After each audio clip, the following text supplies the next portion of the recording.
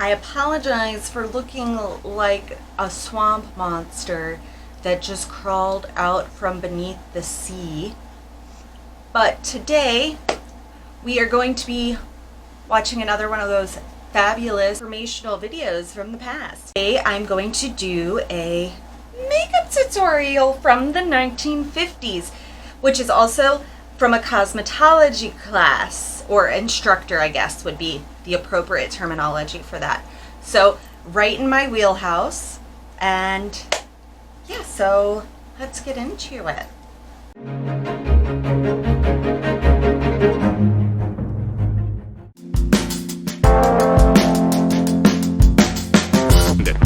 That there isn't a woman in the world who can't be made to look more beautiful. To understand the secrets of beauty, glamour, and personality, we must first review the simple fundamentals, such as the proper application of makeup, the proper distribution of color, the proper redistribution of hair, the arch of a brow and the shape of a mouth. And by applying these simple fundamentals, a woman gains complete command and control of herself. And in doing so, she destroys self-consciousness. And in the destruction of self-consciousness, she develops an entirely new personality. First and most essential, a woman must be honest with herself. She must know her face shape before she can create the illusion of proper proportion. In recent years, we've simplified this problem. We now think and talk in terms of 5 basic shaped faces, namely the oval, the round, the square, the oblong, and the triangle. Before we get started with the demonstrations, I would like you to know Miss Norma Gilchrist. Norma's one of our leading young authorities on fashion and charm. Norma's going to assist me.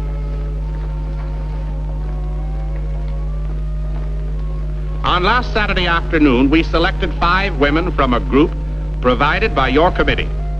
They represent the 5 basic types of faces, namely the oval, the round, the square, the oblong, and the triangle. We'll take the oval type first, since the oval is the ideal face. The oval is the ideal face. I know my face shape is somewhere between round and oval from what I learned in hair school. I'm gonna do this tutorial, which is the oval face shape tutorial. I'm gonna go ahead and skip through a bunch of this malarkey that's going on. We will get into the tutorial part Of makeup and hairstyling.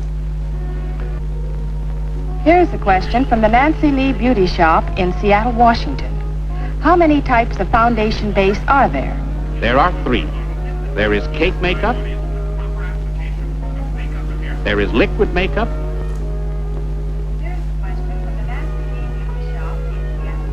and there is cream base. This is pan stick cream base, which I'm using on the oval face. This part of it, I have some serious acne stuff happening in this general vicinity of my face. It is related to my gallbladder issues, which is a completely other video entirely. So I have already cleansed and prepped my skin for treating my acne and stuff. And I'm going to make do with things that I already have. I didn't go out and buy anything crazy. I did do some light color correction under my eyes because I will be going somewhere today. And I don't want to look like a complete psychopath, only slightly a psychopath. He dabbed it on her face or whatever. It doesn't really look like he put it all on his hand too, which I don't know, that just seems so unsanitary to me. So what I'm gonna do is basically what I do most every other day. Makeup sponge.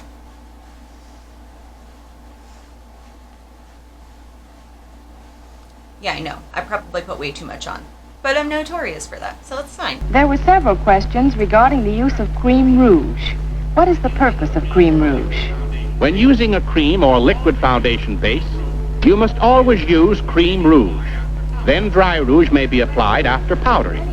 Mr. Westmore, Many at the convention would like you to explain the proper location and... Okay, so they're talking about rouge. Let me get my foundation put on. I don't necessarily have cream-based... Oh, wait. I think I do, actually.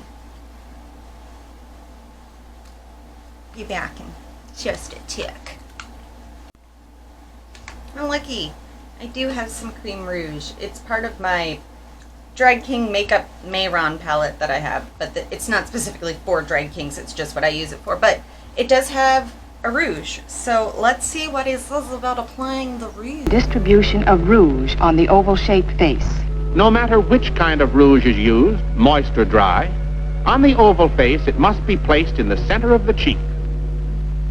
Blended up over the cheekbone toward the temple and carried lightly up under the eyes.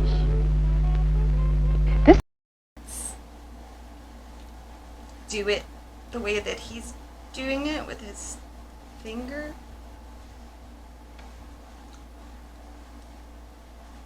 He said middle of the cheek.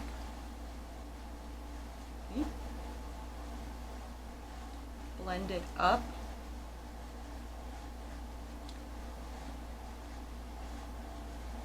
Into the temple? Oh God. Now I know why people looked so crazy in the 80s.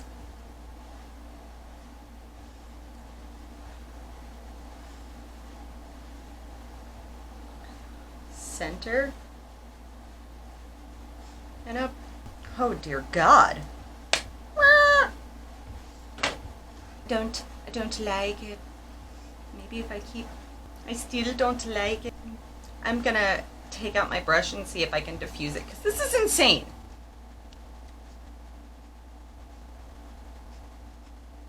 I look like Bozo.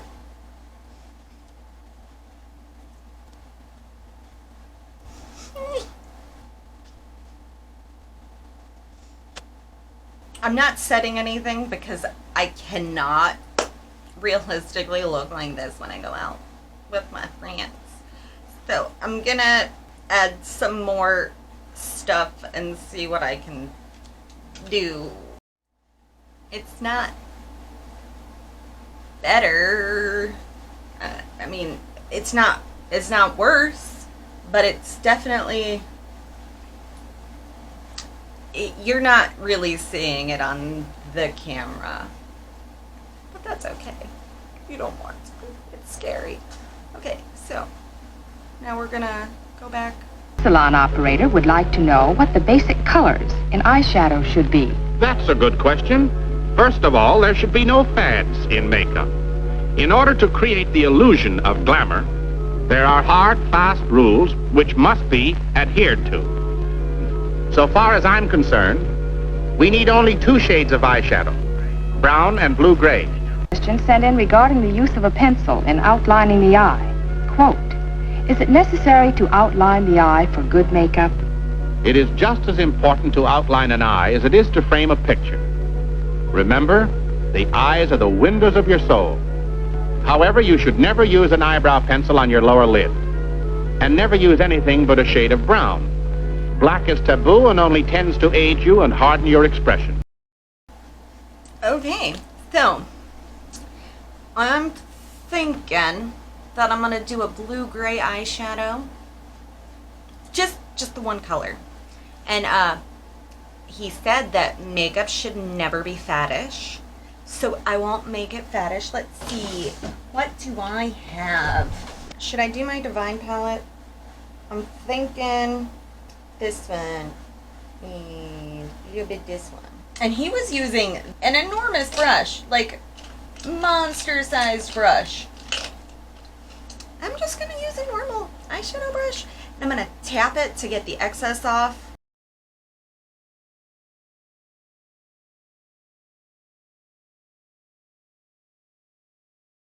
This is why everybody in old pictures has on blue eyeshadow, because this is what they told them.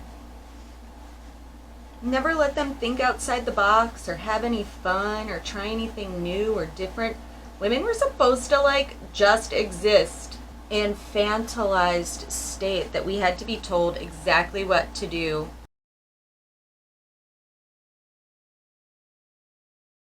Could you imagine, like, a beauty YouTuber being like, and this is exactly what we're supposed to do with our makeup? Or did I just come up with an idea for a new series? I think I did. Coming soon. Tiff does her makeup like vintage men told women to do their makeup. I think I really like that. Also, anybody else notice the blatant disregard for Black indigenous people of color? No, just me? I'm just gonna blend it down a little bit with some white because this is like, Mah! And I suppose I could have gone with the brown, but like at the same time, who wants to be boring? Not me. And also, he said a brown eyeliner pencil, which, surprise, surprise, Tiff does not have. Tiff does crazy colors and combinations. I'm just going to blend this a little bit more. Kind of diffuse it out just a scotch. So I'm going to pull out one of my other eyeshadow palettes and just use brown eyeshadow because that is what I have. Oh, my ColourPop ornate palette. But this is going to be an interesting look with this blue eyeshadow and brown eyeliner. I assume that I'm not supposed to wing it because he didn't say anything about wings. Because I'm supposed to be a sophisticated lady. And I'm supposed to be a sophisticated lady. Correction. Sex work is real work. The more I put on, I look like the cliche of what a prostitute would look like. I don't know what that is adding to my eye because I don't feel like it's adding anything. And also, not supposed to put any eyeliner in my waterline, so do you guys ever, like, do you ever just sit there and you're in your recording space where you're filming or whatever at, you're like, who am I talking to? Because we know that, hey, eventually somebody might see these videos, but who are we actually talking to?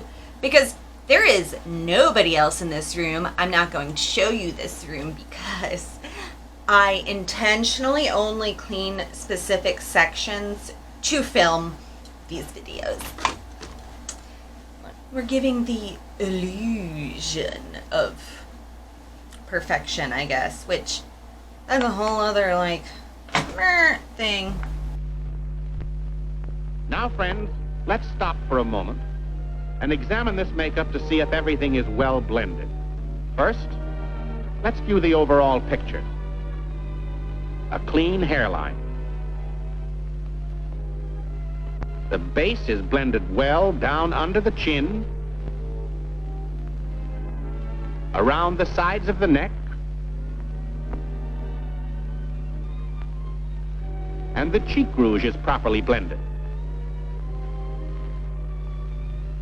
Now, let's clean up under the eyes. This is the region we'll powder first.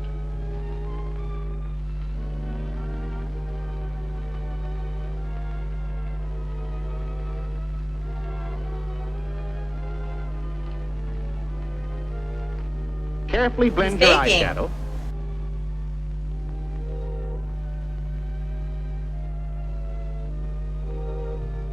And he's just powder like the upper lids next. not even washing his hands in between, but he's just A thorough powdering, you know, will result in a long-lasting makeup. I hope you all know.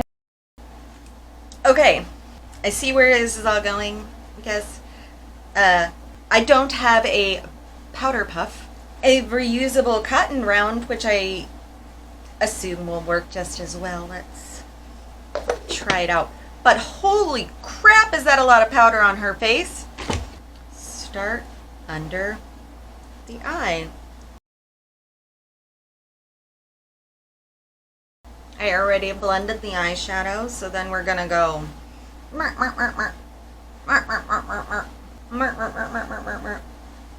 We'll push play because the next spot is the forehead, and I don't know where he's going after that. That neat trick of powdering above and below the eyes. Here's a question that might seem like a very simple one, but actually, Mr. Westmore always emphasizes its great importance. A beauty salon in New Orleans asks, what is the proper procedure in powdering? The first thing a woman should determine is whether she has any unusually prominent features. If so, they should be powdered last. As an illustration, if you have a large nose, a prominent chin, a bulging forehead, or very high cheekbones, powder these sections of the face last. We must always keep in mind, when your powder puff comes out of the box, it has an abundance of powder on it. Therefore, it should always be applied first to those sections of the face where you need to create a highlight. Be sure you pat your powder on. Don't rub it, don't scrub it, and don't try to remove your surplus powder with your puff. You should always use a powder brush. Do you recommend any certain type of powder puff? The only powder puff that I recommend is a clean one, and that goes for the face too. Cleanse your face well before you start your makeup. Wash it with a good soap and warm water. Brush the powder off of the forehead first, then the nose, and over the eyes. Down under the chin, but with upward strokes. Never brush the cheeks down. Always brush them up. Now then, we will use a smudge to brush that hairline so that it is clean and defined. Next, you brush the surplus powder from your brows. And here's the time to wash the surplus powder from around your eyes. Simply saturate a Q-tip with water. You'll find it lends freedom to the expression of your eyes. Many women fail to remove the surplus powder from around their eyes, and that's a bad mistake. It should be remembered that the eyebrow is a very important feature of the face. It expresses every human emotion. Happiness, sadness, joy, whatever the case may be. And a properly arched eyebrow is a valuable asset to every... Okay, so he said brush strokes. I'll attempt, but that is not my vibe. woman's beauty.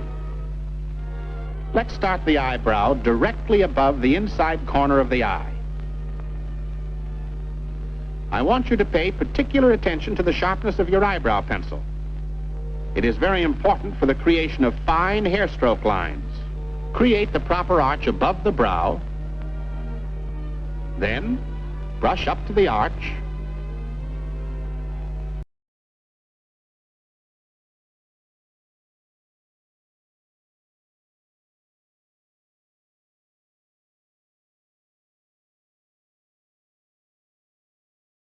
Then brush down. Keep in mind, Mrs. Waldron's is the oval face. Brush up. Then brush down. Not gonna do that too much because I don't want to wipe it all off because I don't have eyebrows. There's a salon in Pennsylvania that wishes to know the right shades of eyebrow pencils. That all depends. Every woman must select the eyebrow pencil color that most closely matches the shade of her hair. With one exception, never use a black pencil. Now we'll do the other one. Got both done. Cleaned them up a little bit. Let's see what they say next. Many letters were received about the use of mascara. In mascara, there are any number of tones of browns and blacks. Never use any artificial shades. I'll cover this subject more thoroughly as we go along. Next, we apply dry rouge. And never apply dry rouge over a moist base until you have powdered it. I prefer applying dry rouge with a brush. It prevents... So he just like completely glossed over mascara. So I'm gonna movie magic it and give myself some mascara. So this dude just really loves rouge apparently. But also, why can you do black mascara but not black eyeliner? Anyways, let's find some of my rouge. Everybody talks about, oh, makeup expires and all that stuff, and I'm like, but it's cute and it's a pineapple and I'm never going to get rid of it and I'm going to continue to use it until I hit pan. So let's look at what he talks about with the rouge, the powder kind. Spottiness and blend so much more beautifully.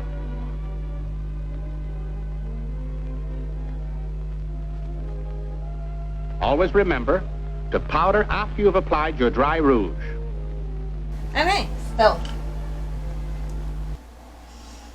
I'm going to go with the more muted tone. I am definitely not a beauty YouTuber. Like, I'm like, meh, meh, meh, meh, meh.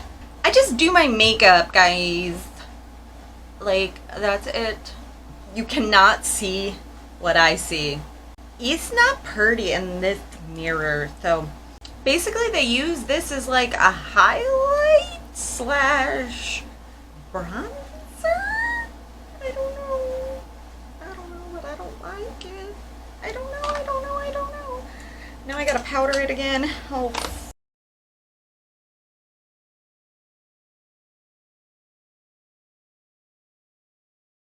Okay, that's done. More questions were received regarding lip problems than any other one. For the successful application of lip rouge, women must follow a few simple rules, just the same as baking a cake. The first and most important rule is the proper selection of color. Never use lip rouge with blue tones. They're cold and hard. Never match your lip rouge to your nails, but you may, if you choose, match your nails to your lips. See that your lips are perfectly free of other makeup. Remember that oil and water do not mix. Your lips must be thoroughly dry to prevent your lip rouge from rolling.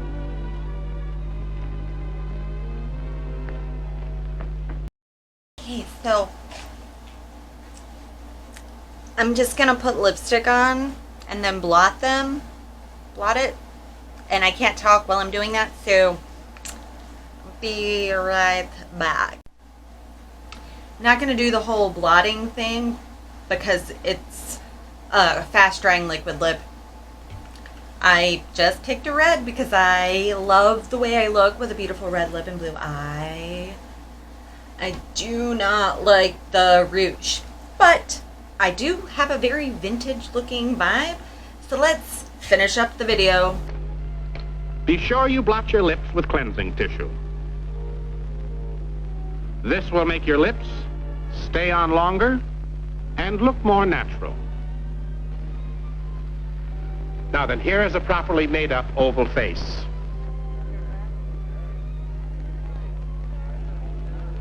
I've arranged with one of your members and his staff, Mr. Comer Cypher, to do the hairstyling for me today according to the basic fundamentals as I've set forth for the 5 various type faces.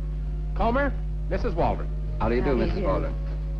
Mr. Westmore continued to amaze the convention delegates with his world-famous technique. Okay, I'm just gonna end it right there because this is just not gonna work for me. Makeup does not make you more beautiful. If you like makeup, wear makeup. If you don't like makeup, don't wear makeup. Super freaking simple. Your worth is not based on how you look. You are valuable. You are important. You matter. The way you look is the least of all of that. The very least. Remember that. Makeup does not define you. Your beauty comes from within. Thank you all so much for making it through this video. I'm gonna quick show you what I look like at natural lighting. So I know what you're all thinking. Tiff, it can't be that bad. It looked fine in your studio lighting by your vanity. What do you mean it looks crazy and you feel like a deranged clown? Deranged clown. I'm Pennywise's little sister. But thank you guys for watching again. You guys are the real MVPs.